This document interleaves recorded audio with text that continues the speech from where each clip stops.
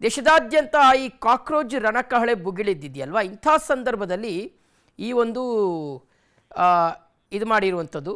ಹಾಗೆ ಜಿರಳೆಗಳನ್ನು ಕಟ್ಟಾಕೋದಕ್ಕೆ ಕೇಂದ್ರ ಸರ್ಕಾರ ಮೆಗಾ ಪ್ಲಾನನ್ನು ಮಾಡಿಕೊಂಡಿದೆ ಅಂತ. ಅಂದರೆ ಜಿರಳೆಗಳನ್ನು ಕಟ್ಟಾಕೋದಕ್ಕೆ ಈ ವಂದೇ ಮಾತರಂ ತಿದ್ದುಪಡಿ ಮಸೂದೆಯನ್ನು ತಂದಿದ್ದಾರೆ ಅಂತ ಗೊತ್ತಾಗ್ತಾ ಇದೆ.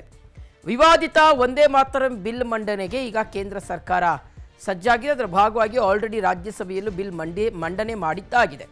ಸಂಸತ್ನಲ್ಲಿ ವಂದೇ ಮಾತರಂ ಗೀತೆ ವಿಧೇಯಕವನ್ನು ಮಂಡಿಸಿ ಕಾಕ್ರೋಚ್ ಕಡೆಯಿಂದ ಗಮನವನ್ನು ಸೆಳೆಯುವ ಒಂದು ಪ್ರಯತ್ನದಲ್ಲಿ ಮೆಗಾ ಪ್ಲಾನ್ ಇರ್ತಕ್ಕಂಥದ್ದು. ಕಾಕ್ರೋಚ್ ಕಡೆ ಇರುವಂಥ ಮತ್ತು ವಂದೇ ಮಾತರಂ ಗೀತೆಗೆ ಪ್ರತಿಪಕ್ಷಗಳು ವ್ಯಾಪಕ ವಿರೋಧವನ್ನು ವ್ಯಕ್ತಪಡಿಸ್ತಾ ಇದ್ದಾರೆ. ಸೊ ಹಾಗಾಗಿ ಒಂದೇ ಕಲ್ಲಿನಲ್ಲಿ ಎರಡು ಹಕ್ಕಿಯನ್ನು ಹೊಡೆಯೋದಕ್ಕೆ ಮೋದಿ ಸ್ಕೆಚ್ಚನ್ನು ಹಾಕ್ಕೊಂಡಿರೋ ಹಾಗೆ ಕಾಣಿಸ್ತಾ ಇದೆ ವೀಕ್ಷಕರೇ. ಸೊ ಇದು ವಂದೇ ಮಾತರಂನ ವಿಚಾರ. ಒಂದೇ ಕಲ್ಲಿನಲ್ಲಿ ಎರಡು ಹಕ್ಕಿಯನ್ನು ಹೊಡೆಯುವಂತಹ ಪ್ಲಾನ್ನಲ್ಲಿ ಈಗ ಕೇಂದ್ರ ಸರ್ಕಾರ ಇರ್ತಕ್ಕಂಥದ್ದು. ಇನ್ನು ವಂದೇ ಮಾತರಂಗೂ ಕಾನೂನು ರಕ್ಷಣೆಯನ್ನು ತರಲಿಕ್ಕೆ ಕೇಂದ್ರ ಸರ್ಕಾರ ಮುಂದಾಗಿದೆ. ಸೊ ಯಾವ ರೀತಿಯಾಗಿ ಜನ ಗಣ ಮನ ರಾಷ್ಟ್ರಗೀತೆಗೆ ಗೌರವ ಇದೆಯೋ ಅದೇ ರೀತಿಯಂಥ ಗೌರವ 1971ರ ರಾಷ್ಟ್ರೀಯ ಗೌರವಕ್ಕೆ ಅವಮಾನ ತಡೆಯುವ ತಿದ್ದುಪಡಿ ಇದು. ಸೊ ಆ ಒಂದು ತಿದ್ದುಪಡಿ ಮಸೂದೆಯನ್ನು ಈಗ ಕೇಂದ್ರ ಸರ್ಕಾರ ರಾಜ್ಯಸಭೆಯಲ್ಲಿ ಮಂಡನೆ ಮಾಡಿದೆ. ಸೊ ಆ ಮೂಲಕ ಯಾವುದೇ ರಾಷ್ಟ್ರೀಯ ಗೌರವಕ್ಕೂ ಅವಮಾನ ಮಾಡಿದರೆ ಅಂತರ ವಿರುದ್ಧ ಕ್ರಮ ಅಂತ ವಂದೇ ಮಾತರಂಗೆ ರಾಷ್ಟ್ರಗೀತೆ ಸ್ಥಾನಮಾನವನ್ನು ನೀಡಲಿಕ್ಕೆ ತಯಾರಿ ನಡೀತಾ ಇದೆ. ಸೊ ವಂದೇ ಮಾತರಂ ಹಾಡಿಗೆ ರಾಷ್ಟ್ರಗೀತೆಯ ಸ್ಥಾನಮಾನ, ವಂದೇ ಮಾತರಂ ಬಿಲ್ ಮಂಡನೆಯಾದರೆ ಹೊಸ ನಿಯಮಗಳು ಸಹ ಜಾರಿ ಆಗುತ್ತೆ ಅಂತ.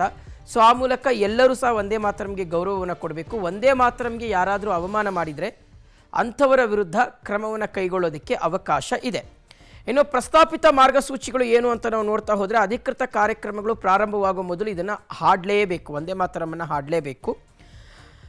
ಎಲ್ಲ 6 ಚರಣಗಳನ್ನು ಸಹ ಹಾಡೋದಕ್ಕೆ ಮಾರ್ಗಸೂಚಿಯನ್ನು ಬಿಡುಗಡೆ ಮಾಡಲಾಗಿದೆ. ಎಲ್ಲ 6 ಚರಣಗಳು ಸಹ ಹಾಡಲೇಬೇಕು ಅನ್ನುವಂಥದ್ದು. ಆಮೇಲೆ ಸಂಪೂರ್ಣ ಗಾಯನ ಸುಮಾರು 3 ನಿಮಿಷ 10 ಸೆಕೆಂಡ್ ತೆಗೆದುಕೊಳ್ಬೇಕು. ಫುಲ್ ಹಾಡು ಹಾಡಲಿಕ್ಕೆ 3 ನಿಮಿಷ 10 ಸೆಕೆಂಡ್ ಇರಲೇಬೇಕು, ನೀವೆಲ್ಲೂ ಕಟ್ ಮಾಡೋಂಗಿಲ್ಲ.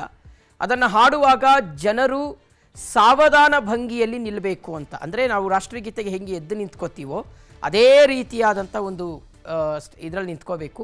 ಶಾಲೆಗಳು ಪ್ರಾರ್ಥನೆಗೂ ಮೊದಲೇ ವಂದೇ ಮಾತರಮನ್ನು ಹಾಡಬೇಕು. ಶಾಲೆಗಳಲ್ಲೂ ವಂದೇ ಮಾತರಂ ಕಡ್ಡಾಯ. ಇದನ್ನು ಎಲ್ಲ ಸರ್ಕಾರಿ ಕಾರ್ಯಕ್ರಮಗಳಲ್ಲೂ ಕಟ್ಟುನಿಟ್ಟಾಗಿ ವಂದೇ ಮಾತರಮನ್ನು ಹಾಡಬೇಕು. ಒಂದು ವೇಳೆ ಹಾಡಿಲ್ಲ ಅಂದರೆ ಅಂಥವರ ವಿರುದ್ಧ ಕಾನೂನಾತ್ಮಕವಾಗಿ ಕ್ರಮ ಕೈಗೊಳ್ಳೋದಕ್ಕೆ ಅವಕಾಶ ಇದೆ.